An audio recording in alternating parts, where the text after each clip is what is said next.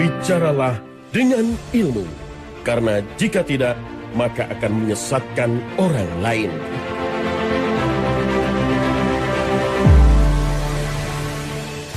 Jika urusan dunia saja kita mengkonsultasikan kepada ahlinya, apalagi pada urusan agama.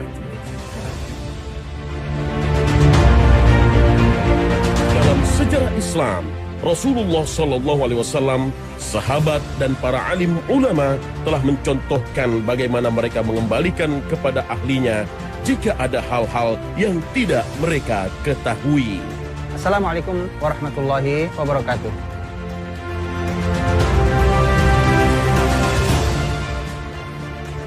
Berbicara tentang masalah ilmu, ini adalah merupakan ciri khas Islam. Kita semua tahu bahwa Islam ini, bahkan ayat yang pertama turun adalah ayat ilmu. Iqra' bismi rabbikal ladzi khalaq. Bacalah dengan nama Rabbmu yang menciptakan. Allah Subhanahu wa taala juga berfirman, "Wala taqfu ma laisa laka bihi ilm, innas sam'a wal absara wal fuada kullu ulaika kana anhu mas'ula." Janganlah kalian mengikuti hal-hal yang kalian tidak ada ilmunya, karena sesungguhnya pendengaran, penglihatan, dan hati semuanya akan dimintai pertanggungjawab. Karena tidak boleh orang beriman berkata tanpa ilmu, berbuat tanpa ilmu. Dan ilmu ini kita semua tahu adalah merupakan syarat sebelum seseorang menyampaikan sesuatu dan bahkan sebelum seseorang beramal. Karena tanpa ilmu, amal sebesar apapun ditolak oleh Allah Subhanahu wa taala. Bismillahirrahmanirrahim. Hayya 'alal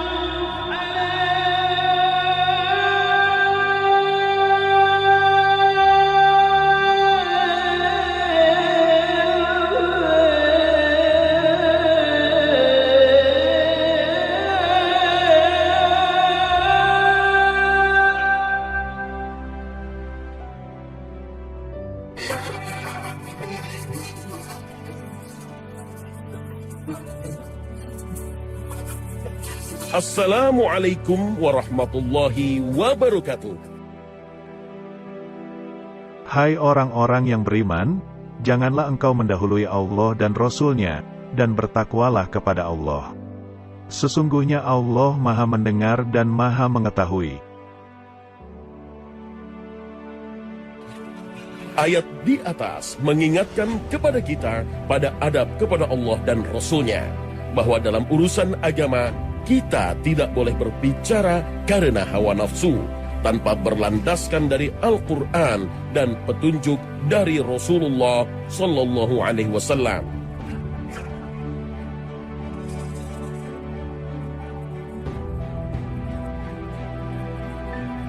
Pada zaman Rasulullah Sallallahu Alaihi Wasallam, segala perkara dikembalikan kepada Rasulullah Sallallahu Alaihi Wasallam secara langsung untuk dimintai fatwa dan solusinya, tak terkecuali masalah fikih dan keseharian.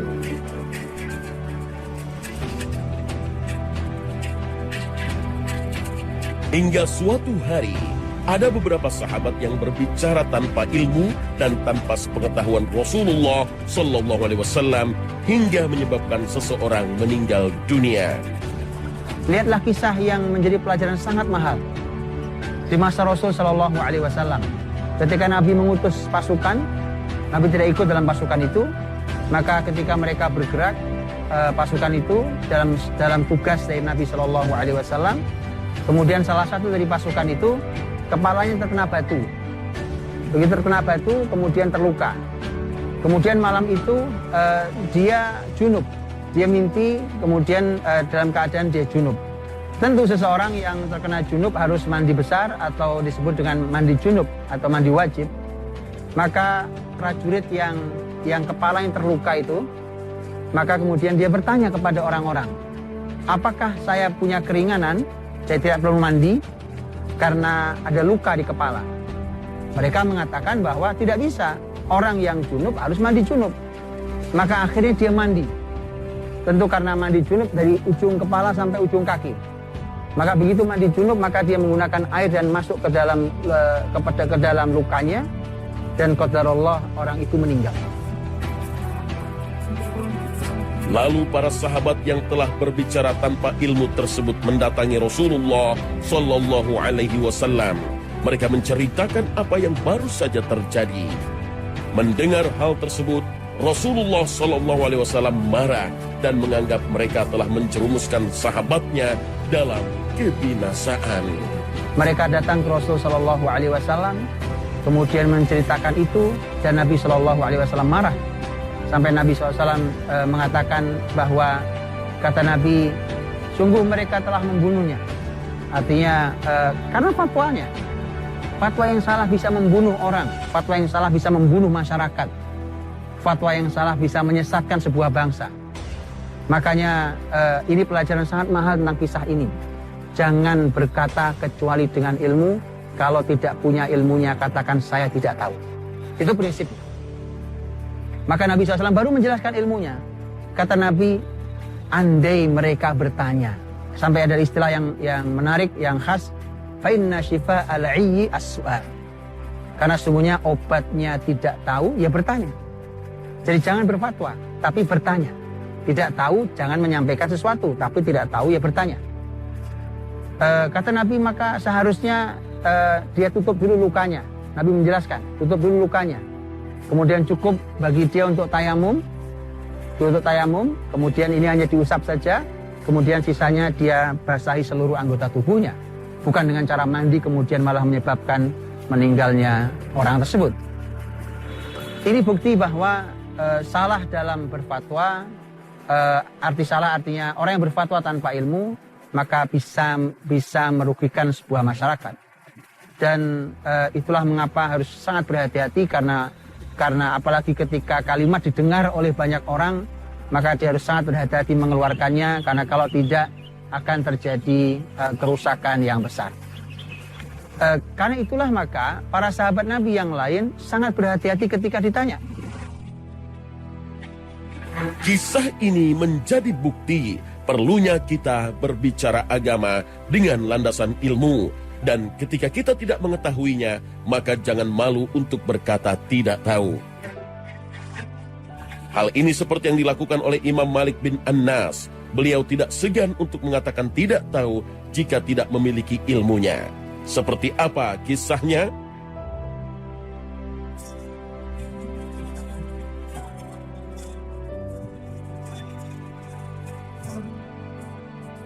Malik bin Anas, atau yang kita kenal sebagai Imam Malik, merupakan seorang ahli ilmu dalam bidang fiqih dan hadis. Ia menyusun kitab Al-Muwatta dengan waktu kurang lebih 40 tahun. Kitab tersebut membahas secara lengkap tentang ilmu dan hukum-hukum sesuai ajaran Islam. Imam Malik menghabiskan sepanjang hidupnya untuk menuntut ilmu dan berguru kepada para ulama, sehingga tidak heran jika kecerdasannya dikenal meluas. Salah satu warisan ilmu yang didapati dari guru-gurunya adalah untuk tidak malu mengatakan saya tidak tahu jika ada hal-hal yang tidak diketahuinya. Bahkan Imam Malik rahimahullah ta'ala sampai mengatakan bahwa semestinya para ahli ilmu mewariskan kata saya tidak tahu dan menanamkan kuat-kuat pada muridnya. Sehingga nanti ketika dia tidak tahu, maka dia akan mengatakan saya tidak tahu.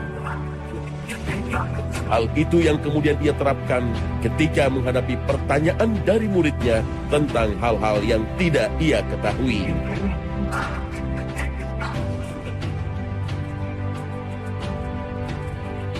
Seorang ulama Sunni yang merupakan ahli hadis dan sejarawan bernama Al-Khatib Al-Baghdadi mengisahkan suatu hari Imam Malik ditanya sebanyak 48 masalah.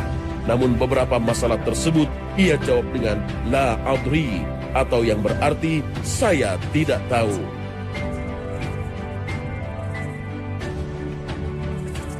Al-Imam Malik rahimahullah ta'ala, ulama besar, ulama dunia, ilmunya terus hidup sampai hari ini. Bahkan pemikirannya menjadi madhab yang besar. Bahkan dianut oleh masyarakat di negeri barat sana. Masyarakat Afrika, masyarakat Andalus, itu adalah dengan madhab Maliki. Imam Malik, ulama sebesar itu, ketika suatu hari beliau ditanya 48 pertanyaan. 48 pertanyaan. Ternyata beliau menjawab 32 pertanyaan dengan kata-kata saya tidak tahu. Sekelas Imam Malik rahimahullah ta'ala. Sebesar Imam Malik rahimahullah ta'ala. Bahkan ada orang yang datang ke Imam Malik rahimahullah ta'ala. Tinggal di Madinah beberapa hari. Di hari pertama dia masuk, dia sudah bertanya pada Imam Malik. Pak Imam Malik, saya punya pertanyaan begini. Bagaimana menurutmu? Kata Imam Malik, saya tidak tahu. Maka hari terakhir dia tinggal di Madinah, dia bertanya, wahai Imam Malik, hari ini saya harus pergi meninggalkan Madinah. Apa jawabanmu? Kata Imam Malik, wahai Anda, saya tidak tahu jawabannya. Saya tidak mengerti jawabannya. Karena saya harus melihat apakah lebih utama bagi saya bicara atau lebih utama untuk saya diam. Artinya bahwa kalau saya memang tidak tahu, lebih baik utamanya adalah diam. Saya tidak tahu. Bahkan ada orang yang datang kepada Imam Malik rahimahullah ta'ala. Dia mengatakan bahkan, wahai Imam Malik, saya ini orang yang datang jauh-jauh perjalanan berbulan-bulan. Saya berbulan-bulan untuk bisa sampai ke Anda ini. Dan saya ingin bertanya tentang sesuatu. Maka bertanyalah dia tentang sesuatu. Begitu bertanya tentang sesuatu, kemudian Imam Malik mengatakan, saya tidak tahu. Begitu dia mengatakan, saya tidak tahu, kemudian orang itu mengatakan, saya ini datang jauh-jauh. Kata Imam Malik, saya tidak tahu. Kemudian, kalau Anda tidak tahu, saya bertanya pada siapa? Imam Malik mengatakan bahwa, tanyakan pada yang tahu, pada ulama yang tahu, tapi saya tidak tahu. Kemudian orang itu mengatakan, saya ini datang juga ditanya oleh masyarakat saya. Jadi bukan hanya pertanyaan saya, apa yang harus saya jawab untuk mereka? Imam Malik mengatakan, katakan kepada masyarakatmu bahwa Malik tidak tahu.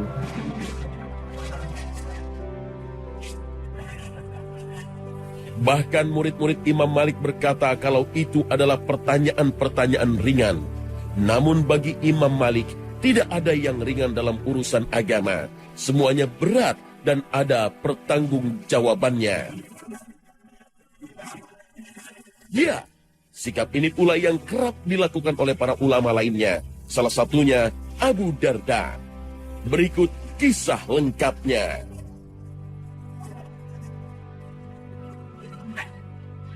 Abu Darda radhiyallahu anhu merupakan salah seorang sahabat Rasulullah sallallahu alaihi wasallam.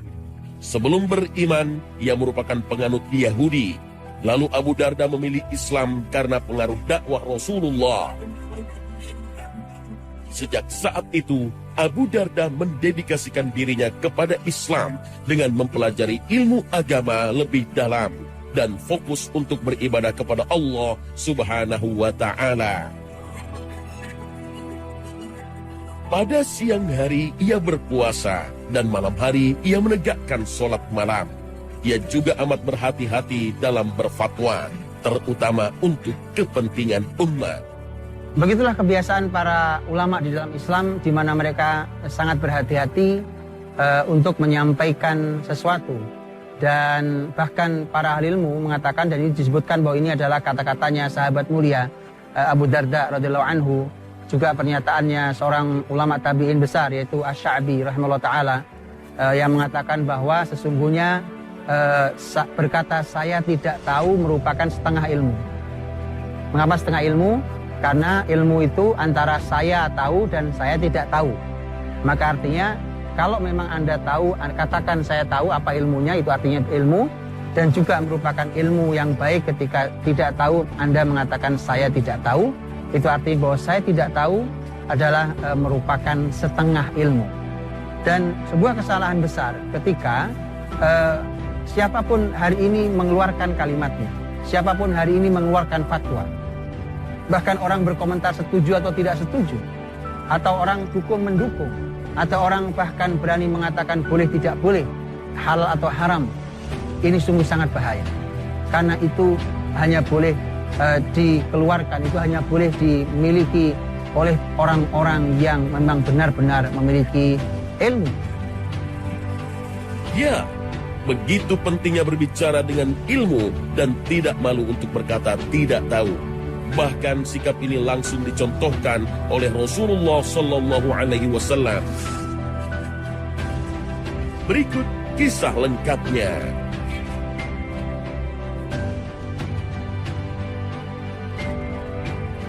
Suatu hari, seorang sahabat bertanya mengenai tempat paling buruk di muka bumi.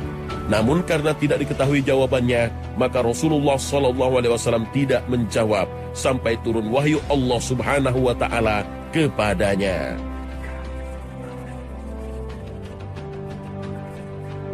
Dalam Musnad Ahmad, Rasul Shallallahu Alaihi Wasallam pernah ditanya oleh seseorang. Lihat bagaimana sampai contoh tertinggi kita, yaitu Rasulullah Muhammad Shallallahu Alaihi Wasallam yang dibimbing wahyu.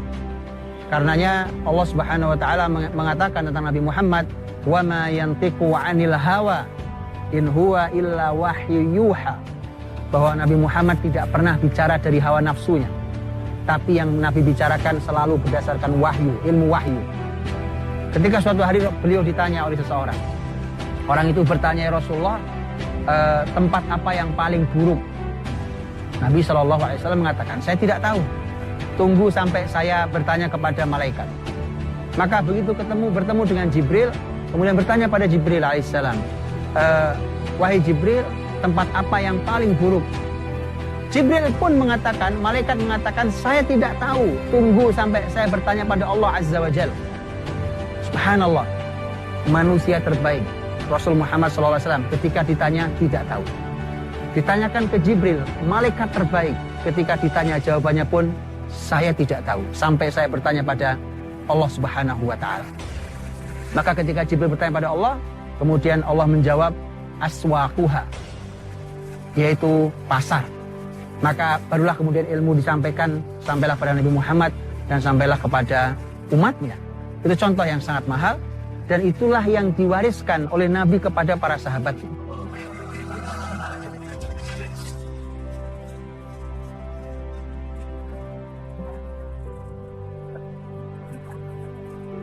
Sahabat itu sering kali berkata Allahu wa rasuluhu a'lam. Umpamanya ketika Nabi SAW bertanya tentang masalah atadruna mal ghibah, tahukah kalian ghibah itu apa? Ghibah, sahabat menjawab Allahu wa rasuluhu a'lam. Hanya Allah dan Rasulnya yang tahu. Jadi sahabat segitu hati-hatinya.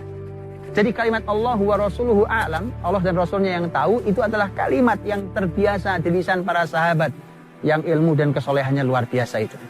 Bahkan terkadang kita juga menjumpai agak aneh. Terkadang para sahabat menjawab Allahu wa rasuluhu a'lam pada pertanyaan yang sangat sederhana, karena sahabat menduga ada sesuatu di balik pertanyaan Rasul Shallallahu Alaihi Wasallam. Contohnya adalah ketika Nabi Shallallahu Alaihi Wasallam saat itu beliau sedang haji, kemudian Nabi khutbah haji yang sangat terkenal itu, kemudian di pembukaan khutbahnya Nabi bertanya kepada semua yang hadir para sahabat beliau. Nabi mengatakan, kata Nabi, ayu yaumin hadza. Kata Nabi, ini hari apa ini? Semua orang tahu hari itu hari apa. Tapi jawaban mereka Allah wa rasuluhu a'lam. Hanya Allah dan Rasulnya yang tahu. Nabi bertanya, ayu syahrin hadza. Bulan apa ini? Semua orang tahu bulan apa. Tapi sahabat jawabannya Allah wa rasuluhu a'lam. Bahkan Nabi bertanya, ayu baladin hadza. Negeri apa ini? Semua orang tahu, orang haji. Di mana orang haji? Di tanah suci negeri Mekah. Tapi mereka menjawab Allah wa rasuluhu a'lam. Mengapa? Karena sahabat saat itu menduga pertanyaan yang sesederhana ini kok ditanyakan Nabi. Jangan-jangan Nabi SAW ingin menyampaikan sesuatu di balik pertanyaan itu, atau bahkan Nabi ingin mengubah sesuatu yang ditanyakan itu, sehingga lebih baik para sahabat menjawab hanya Allah dan Rasulnya yang tahu. Maka inilah pelajaran luar biasa, pelajaran mahal. Kalau tahu, katakan tahu, sampaikan ilmu yang kita ketahui. Kalau tidak tahu, katakan saya tidak tahu, dan itu tidak pernah menjatuhkan harga diri. Dan sebagaimana kalau kita tahu, kita sampaikan ilmu yang kita tahu, tetapi juga Anda harus tahu bahwa kalau Anda tidak tahu dan Anda mengatakan saya tidak tahu, itu pun merupakan setengah ilmu. Wallahu ta'ala alam bisawab. Assalamualaikum warahmatullahi wabarakatuh.